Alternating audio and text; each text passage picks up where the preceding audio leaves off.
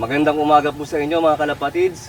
Ngayon po ang pag-uusapan po natin ay tungkol sa cleansing.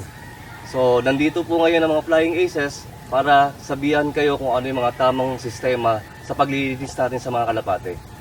Actually, maraming klaseng kanya-kanya. Kanya-kanya tayong ginagawa. Pero kung bitignan mo yung basic fundamental ng pagki-cleansing, pare-parehas lang. Halos basic lang talaga. Basic lang talaga Pare-parehas actually. lang talaga. Ang number one is deworming. Lahat naman tayo, nauuna ang deworming natin bago ang ibang binibili natin. So second, canker. Minsan, pwede natin gawing second is yung pang-respiratory. So nandiyan yung basic eh. Pero mas maganda, tanongin natin si Idol Nelson Dasillo at si Idol Benito Goque. Yan, Yan ang parang mga Nelson Dasillo. idol natin yan eh.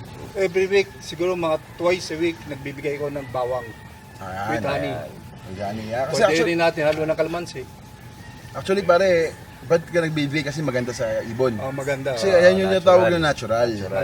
Natural cleansing. Actually pare, tatanungin ko kayo na-experience nyo na ba nagpurga kayo may lumabas na bulate? Wala. Ako wala rin. Ako rin wala. pare. Bibihira. Bakit? Kasi nagbibigay tayo ng bawang eh. Kaya minsan yung gamot ng excellence, yung Doxyplus, maganda rin talaga siya dahil sa ano. Kaya minsan parang ayaw na natin magpurga no? Parang niluloko lang tayo ng kalapati, wala naman lumalabas na bulate eh.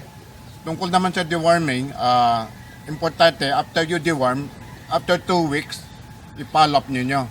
Dahil mga itlog ng mga worms, pag nag-hatch sila, kailan ma-eradicate sila after 2 weeks. Saka makikleansing kayo ng ibon nyo, gamitin nyo yung Tatak Excellence. Saring Goque, ano ba ginagamit mo sa cleansing? Ang gamit ko sa canker, product na excellence ng canker ang pangalan. One of the sickness ng kalapate madalas is salmonellosis. And ang ginagamit ko rin yung Salmostop ng Excellence Rockdove. Sa akin naman, ang ginagamit ko sa deworming natin, no, ang Rockdove Astig. Yan, unang-una kailangan magpurga muna tayo bago ang lahat. Okay, si Boss Nelson, Idol Nelson Dasillo naman. Mga kalapatids, ang pinakamaganda na nagagamit ko, Doxyplus, para sa respiratory. So napakaganda sa ibon. Okay.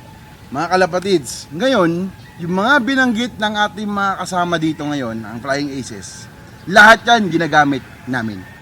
So, step by step tayo. Basta mauuna lagi ang Rockdove Astig and dewormer. Then, yung tatlong binanggit, yung Doxyplus, Salmostop, tsaka canker, kailangan natin isunod yan para 100% malinis ang ating mga ibon. Very simple lang. Para sa cleansing, para hindi kayo magkamali, gumamit kayo ng Excellence Rockdove na product.